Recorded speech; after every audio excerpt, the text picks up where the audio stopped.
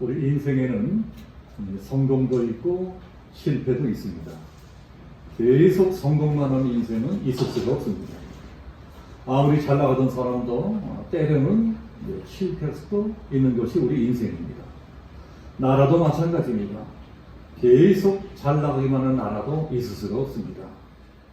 승승장구 영원히 잘 나갈 것 같은 나라도 언젠가는 그 힘이 다할 때가 있습니다. 우리들이 성경에서 배운 바벨론, 페르시아, 그리스, 로마, 한때는 세계를 들었다 놨다 했던 그 대제국들도 때가 되니까 힘이 다해서 역사 속으로 사라져버렸습니다. 지금 미국 같은 나라도 마찬가지입니다. 우리 인류 역사 가운데 미국만큼 강력한 힘을 나라도 없었습니다. 전 세계 구석구석에 미국의 힘과 미국의 문화가 미치지 않는 데가 없었습니다. 그야말로 미국의 힘은 영원할 것 같았습니다. 특히 소련이 무너지고 난 다음부터는 이 지구상에 더 이상 미국을 넘어설 수 있는 나라는 나타나지 않을 것 같았습니다. 그러나 그때로부터 불과 얼마 지나지 않았는데 우리가 지금 보시다시피 미국의 힘은 현저히 쇠퇴하고 있습니다. 지금은 중국에도 쫓기고 있습니다. 중국 우습게 하다가 큰 코 다치고 있습니다. 미국 같은 나라도 그럴 정도니 우리 같은 작은 나라야 두말할 필요도 없습니다. 우리나라도 한때는 잘 나가는 것 같았습니다. 너무너무 잘 나갔습니다. 자, 그러다 갑자기 이런 복경을 만나고 저런 복경을 만나서 지금은 앞날이 지극히 불투명해졌습니다. 그래서 다들 말은 안 해도 불안해하고 있습니다. 말은 안 해도 다들 아마 비슷비슷한 심정일 것입니다. 미래가 불확실한 것입니다. 뭔가 마음이 불안한 것입니다. 오늘 성경에 나오는 이스라엘도 그런 상황이었습니다. 사람들이 다들 불안해하고 두려워하고 있습니다. 이 사기가 많이 떨어진 것입니다. 그래서 하나님께서 여호수아에게 나타나서 말씀하십니다. 자, 1절 보시면 여호와께서 여호수아에게 이르시되 두려워하지 말고 놀라지 말라. 너무 겁먹고 너무 두려워하지 말라는 것입니다. 잘 나가던 이스라엘이 왜 이렇게 되었느냐? 우리가 지난주 배운 대로 패전했기 때문입니다. 전쟁에 졌어요. 전쟁이란 이길 수 있고 질 수 있는 것이지만 이스라엘은 도저히 져서는 안 되는 전쟁에서 진 것입니다. 아이성은 아주 조그만 성인데 그 작은 성 하나 이기지 못하고 패전했습니다. 비참하게 혼비백산 도망갔습니다. 자, 아이성은 작지만 전략적으로는 매우 중요한 성입니다. 이스라엘은 이미 여리고 전쟁에서 이겼습니다. 자, 여리고 성은 가나안 땅의 맨 동쪽 끝에 있는 성입니다. 그러니까 가나안의 동부전선을 지키는 가장 강력한 성이고 난공불락의 요새였습니다. 그 큰 성을 단번에 무너뜨리고 중부전선을 진격해 올라왔습니다. 가나안 땅의 중심에 두 개의 성이 있습니다. 하나는 우리가 지금 보는 아이성이고 또 하나는 베델이라고 하는 성입니다. 이 두 개의 성이 가나안 땅을 지키는 일종의 중부전선입니다. 그 중에 아이성 하나만 확실하게 잡아도 남쪽과 북쪽을 동시에 공격할 수 있습니다. 중부전선을 무너뜨리면 이 남부전선과 북부전선을 단번에 격파할 수 있습니다. 그러나 아이성을 정복하지 못하면 가나안 땅의 남쪽 군대, 북쪽 군대에게 협공을 당할 수가 있습니다. 그만큼 중요한 전쟁에서 졌다는 것은 이 치명적인 일입니다. 자, 그런데 왜 졌느냐? 자만하다가 졌습니다.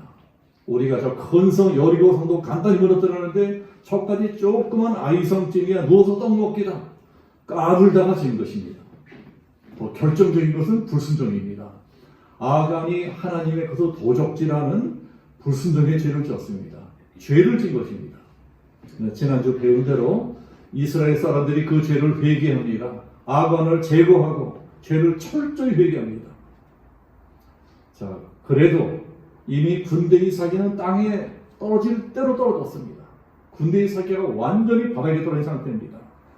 승승장구 잘 나가던 사람이 갑자기 실패하면 그 충격이 더 큰 법입니다. 지금까지 이스라엘은 패배를 모르는 군대였습니다. 광야에서 만나는 적들을 모조리 무찔렀습니다. 요단강을 가르고 건너와서도 여리고성도 단방에 무너뜨린 강력한 군대입니다. 자, 그런데 너무나 당연히 이길 줄 알았던 아이성 전투에서 패했으니 그 충격이 엄청난 것입니다. 엄청난 충격을 받았습니다. 하나님이 우리를 버리셨구나. 꼭 하나님께 버림을 받은 것 같습니다. 자, 그래서 다들 불안해하고 이제 두려워하고 있습니다. 그런 사람들에게 하나님이 나타나셔서 명령하시는 것이 1절입니다. 자, 1절 보시면 군사를 다 거느리고 일어나 아이로 올라가라. 다시 일어나라는 것입니다. 다시 일어나라. 너희들이 정말 죄를 회개했으면, 정말 잘못한 걸 뉘우쳤으면 다시 시작할 줄도 알아야 된다. 이제 다시 시작해라. 한 번 실패했다고 너희들의 인생 끝난 것 아니다. 이게 오늘날 우리들에게도 주시는 말씀입니다. 지금 우리나라도 이스라엘하고 비슷한 상황입니다. 다들 사기가 땅에 떨어졌습니다. 그렇잖아요?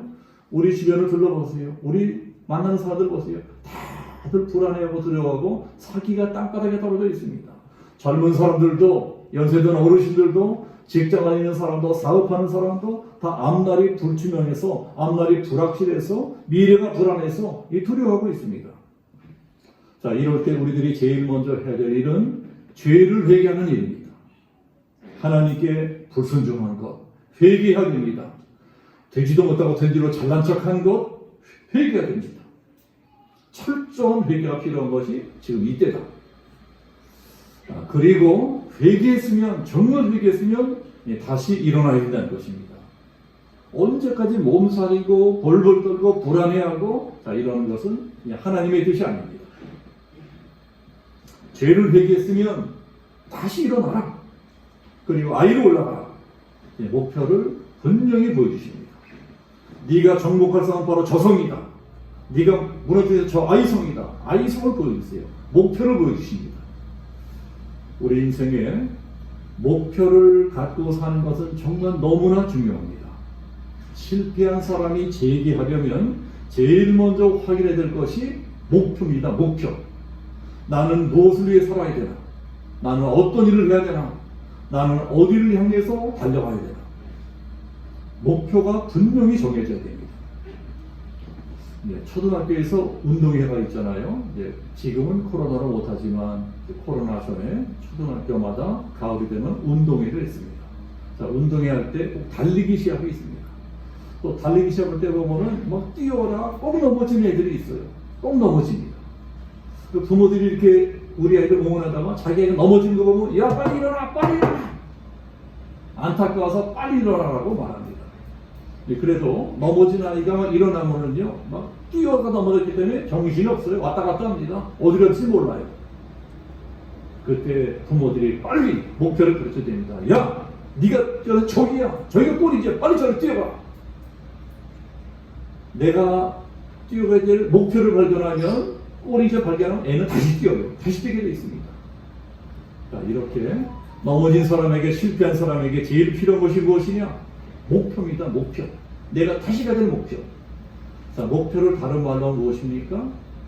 소원입니다. 소원. 내 마음에 간절히 소원하는 것이 있어야 됩니다. 실패한 사람이 다시 일어나려면 소원이 있어야 돼요. 내가 이거 꼭 하고 싶다. 이것만 꼭 이루고 싶다. 내 마음에 간절한 소원, 목표가 있어야 됩니다. 내 마음의 소원이 간절하면, 내 기도 제목이 간절하면 하나님이 도와주세요. 시편에도 이런 말씀이 있습니다. 내 마음의 소원을 허락하시고 내 모든 도모를 이루시기를 원하노라. 하나님께서 이스라엘에게 다시 목표를 보여주십니다. 네 목표는 저 아이성이야. 저걸 무너뜨려야 돼. 소원을 주시는 것입니다. 그리고 말씀을 주십니다. 뭐라고 말씀하십니까? 1절 보시면 내가 아이왕과 그의 백성과 그의 성읍과 그의 땅을 다 내 손에 넘겨주었노니 저 성은 이미 하나님이 주시기로 작정한 성이라는 것입니다. 이 땅은 내가 너희들에게 주기로 작정한 땅이다. 너희들 거야. 내가 이미 약속하지 않았니? 너희들이 밟는 땅마다 다 너희들이 줄 것이다. 자, 우리들도 이제 실패했을 적에 빨리 일어나려면, 낙심했을 때 빨리 일어나면 말씀을 기억해야 됩니다. 이 성경에 우리에게 주시는 무수한 말씀들이 있어요. 그 말씀을 기억하고 그 말씀을 붙잡는 것입니다. 실패했을 적에 말씀 붙들고 기도하면 하나님이 그 말씀을 깨닫게 해주십니다. 하나님께서 이미 1장에서 여호수아에게 말씀하셨어요. 다시 깨닫게 하십니다. 네 평생에 능히 대적할 자가 없을 것이다. 네가 어디를 가든지 무엇을 하든지 내가 함께 할 것이다. 네가 받는 땅마다 다 너에게 줄 것이다. 이 말씀을 잊어버렸었어요. 전쟁에 지고 나서 충격을 받아 잊어버렸습니다. 실패하고 나서 잊어버렸어요. 그런데 그 말씀을 기억나게 해주십니다. 내가 너에게 이런 말씀했지? 이 말씀을 기억해라. 우리들의 믿음이 무엇인가요? 말씀을 믿는 것이 믿음입니다. 말씀이 믿어지면 우리가 실패했어도 다시 힘이 생기고 다시 용기가 생깁니다. 자, 생각해 보세요. 누가 이 전쟁에 가장 이기기를 원하실까요? 하나님이세요. 하나님이 누구보다 이 전쟁 이기기를 가장 원하십니다. 가나안 땅을 정복하는 건 누가 가장 원할까요? 하나님이 가장 원하십니다. 이 전쟁은 그냥 전쟁이 아니고 영적인 전쟁이라고 제가 이미 말씀드렸습니다. 눈에 보이는 가나안 백성들 뒤에 눈에 보이는 악한 영들이 있는 것입니다. 악한 사탄이 마귀가 귀신들이 가나안 땅을 장악하고 있어요. 그래서 온갖 음란한 짓을 하고 우상 숭배하고 배교하고 패역한 짓을 하게 하고 있습니다.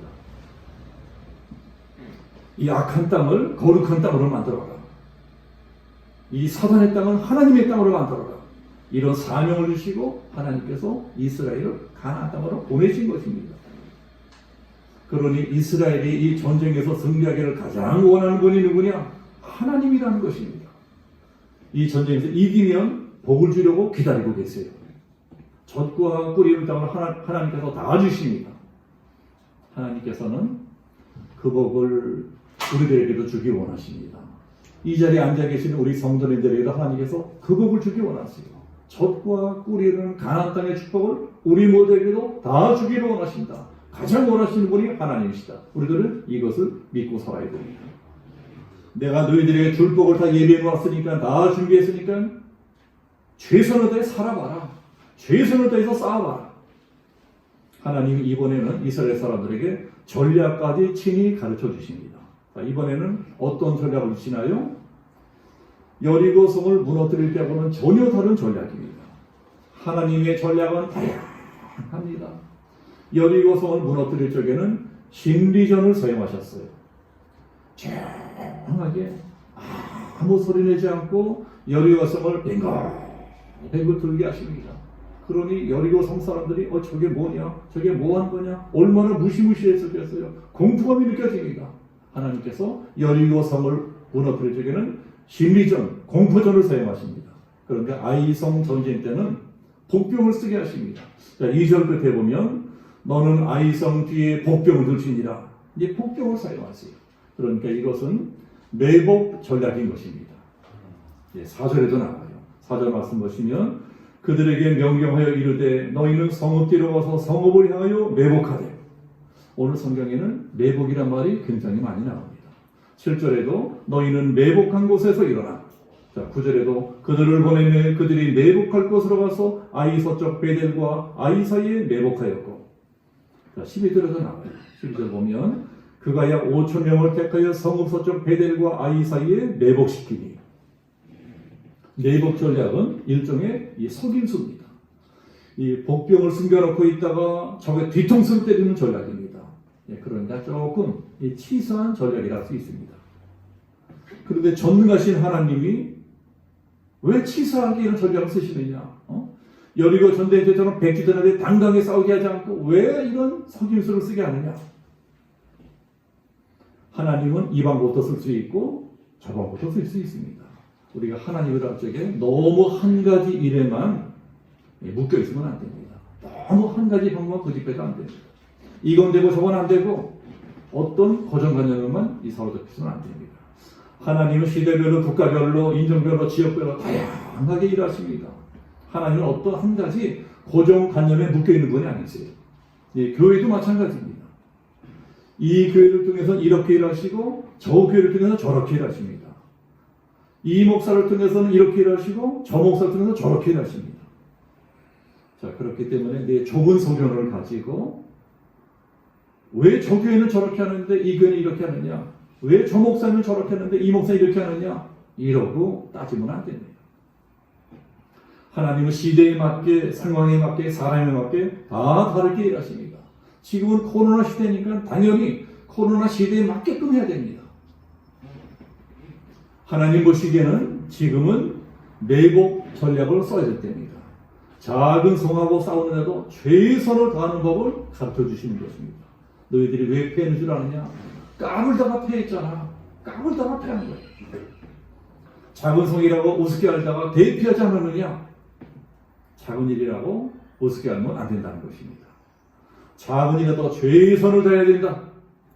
아니, 작은 일일수록 더 최선을 다해야 된다. 작은 고추가 매운 법이에요. 작은 일이라고 우습게 알고 방심하면 실패한다는 것입니다. 그러니 적들의 비록 너희들보다 병력도 죽고 성도 죽더라도 그러면 그럴수록 더 치밀한 전략을 세워야 된다.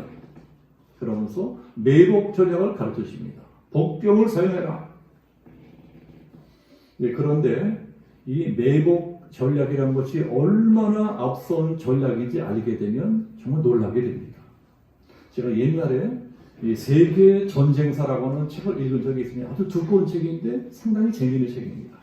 그 책을 보면 인류 역사 가운데 일어났던 모든 전쟁들을 다 연구해서 기록해 놓은 책이에요. 그 책에 보면 최초의 매복 전략이 언제 나오느냐? 중국의 한나라 무제 때 나옵니다. 한나라 군대가 이제 북쪽 흉노족과 전쟁할 적에 최초로 매복 전쟁을 쓰는 게 나와요.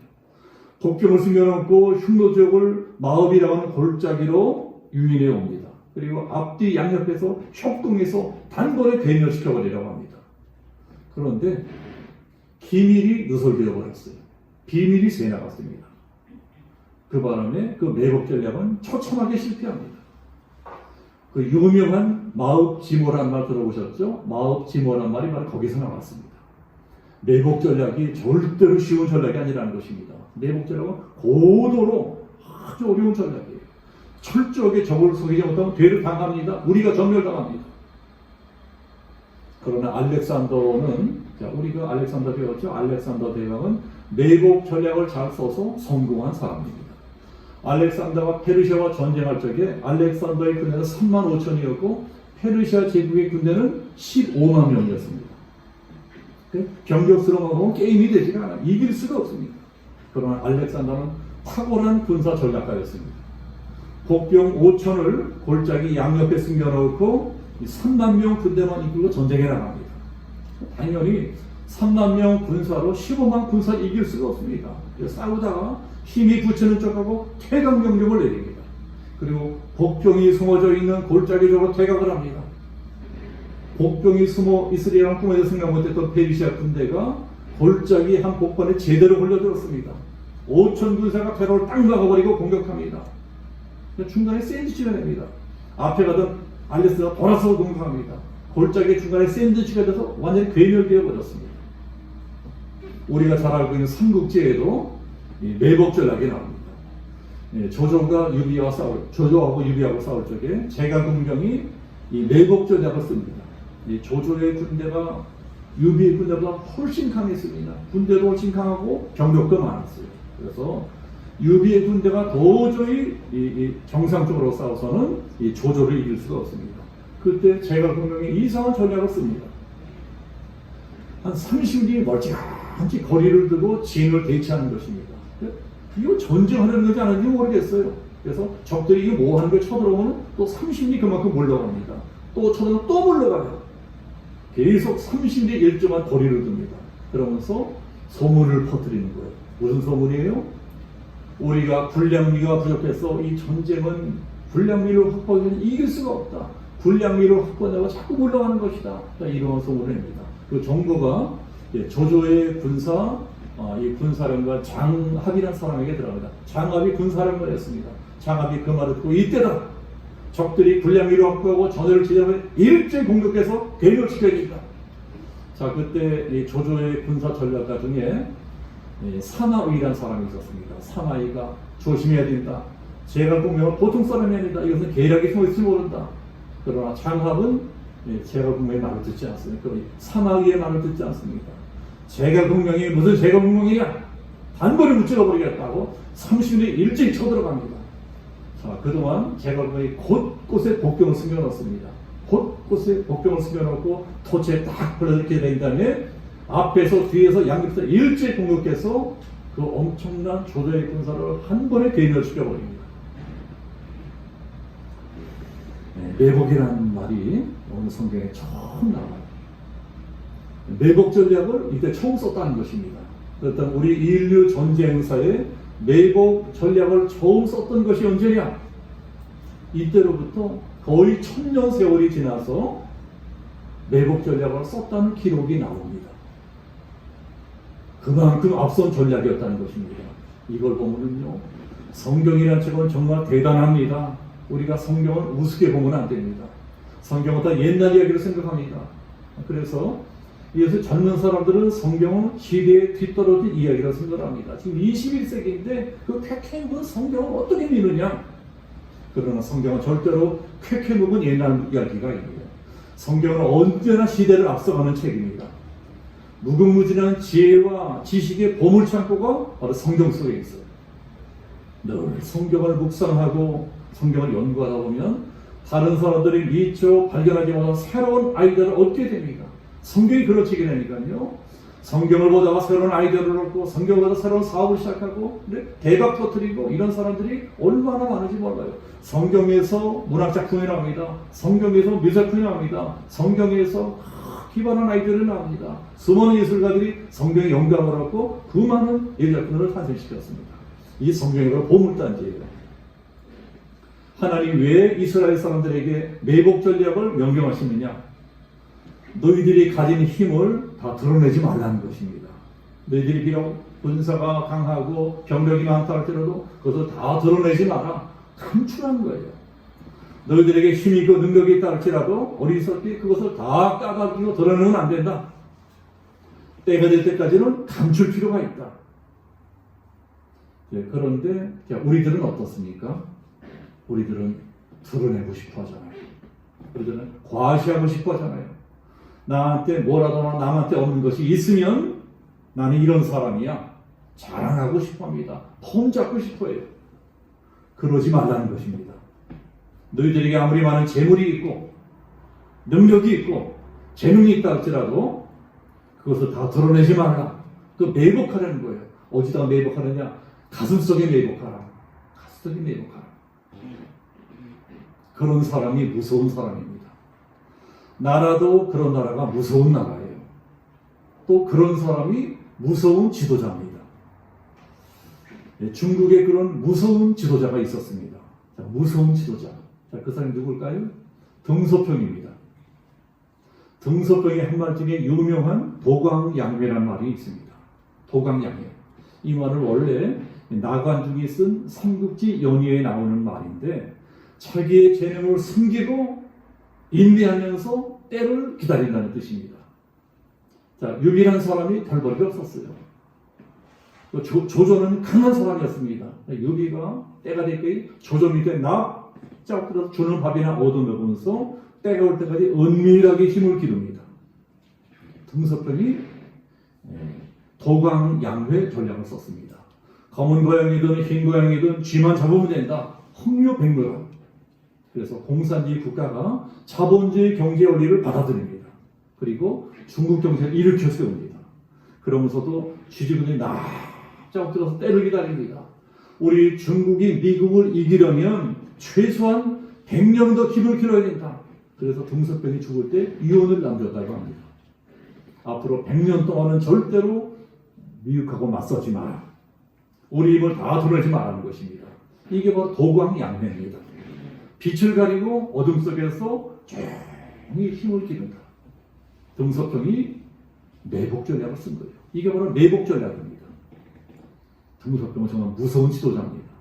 그런데 시진핑이 지금 중국 지도가 시진핑 아닙니까? 시진핑이 그 전략을 너무나 일찍 버렸어요. 도광양회 대신에 유소자귀 전략을 채택합니다. 유소자귀가 무엇이냐? 우리도 이제 힘이 생겼으니, 우리도 이제 강대국이 되었으니 할 말은 하겠다는 거예요. 우리가 필요한 일을 하겠다는 것입니다. 남 눈치 보지 않겠다는 거예요. 더 이상 엎드려 있지 않겠다. 그리고 너무나 일찍 미혹하고 맞서고 있습니다. 맞짱 뜨고 있어요.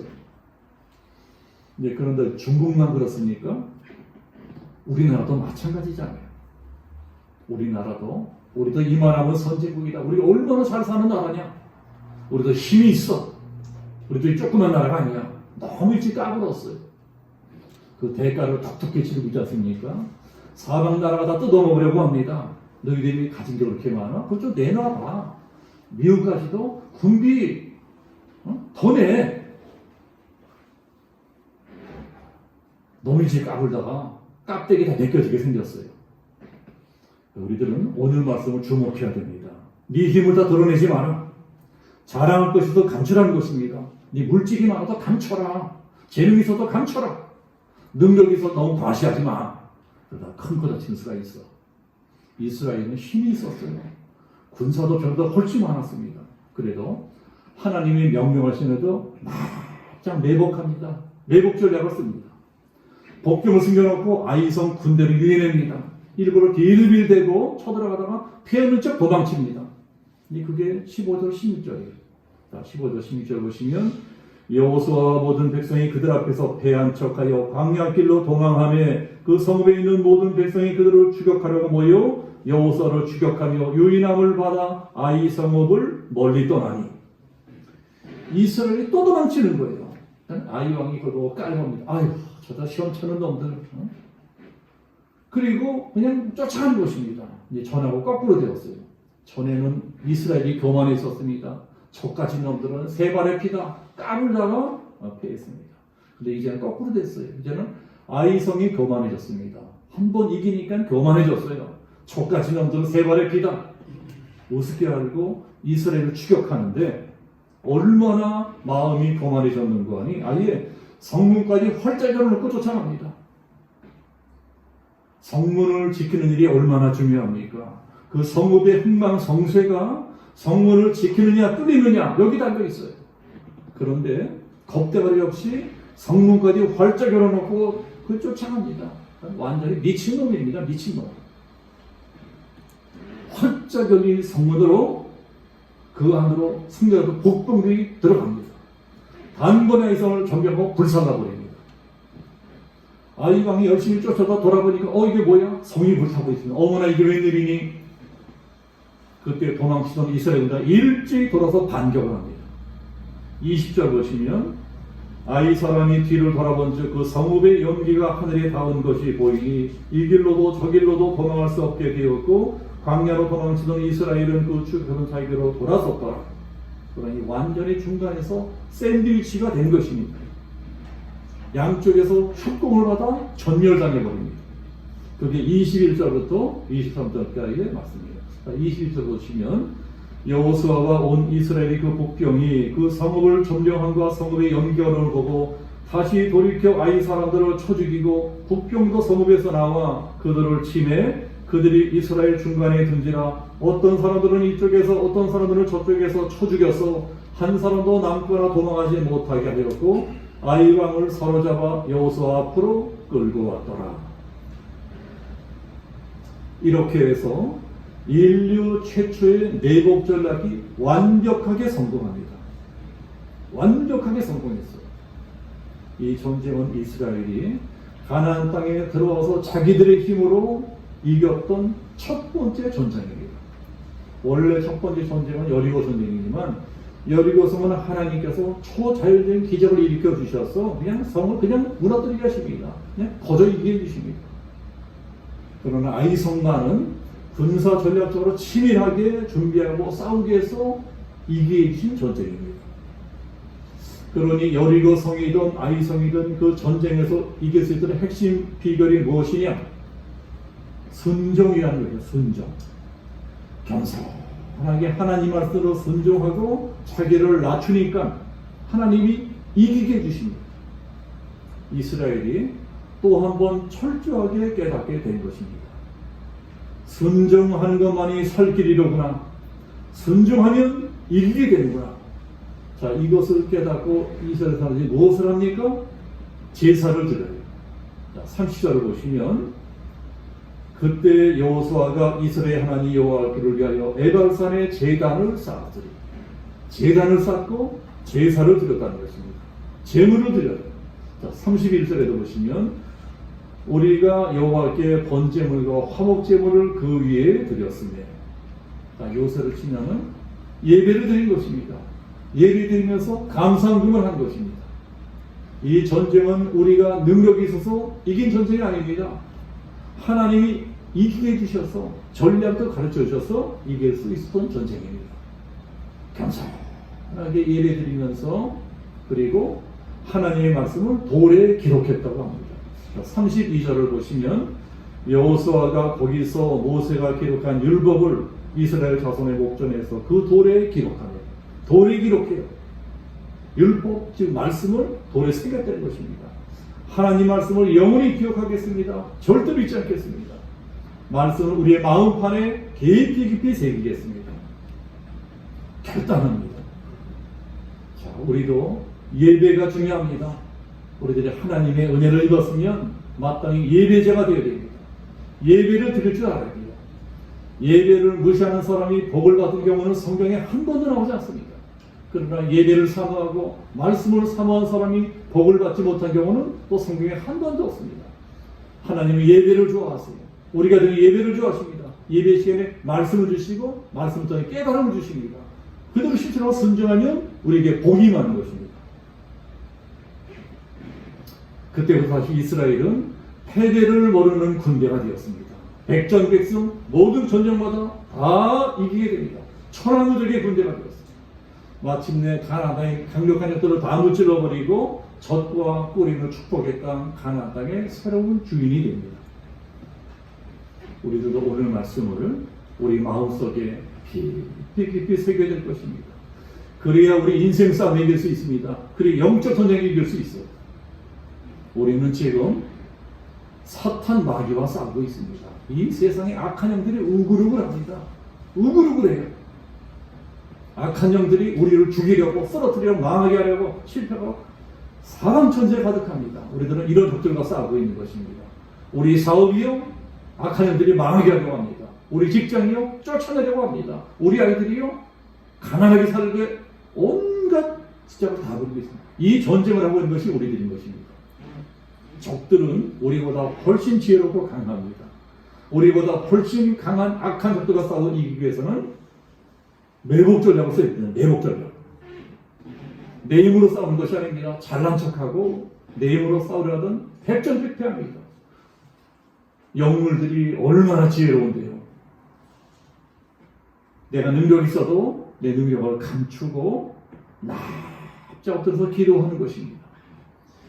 이기고 싶으면 기도하셔야 됩니다. 쥐죽은 스님 납작 엎드려서 매복하고 기도해야 된다. 매복 기도. 아무도 모르게 기도하는 것이 우리들의 매복 전략입니다.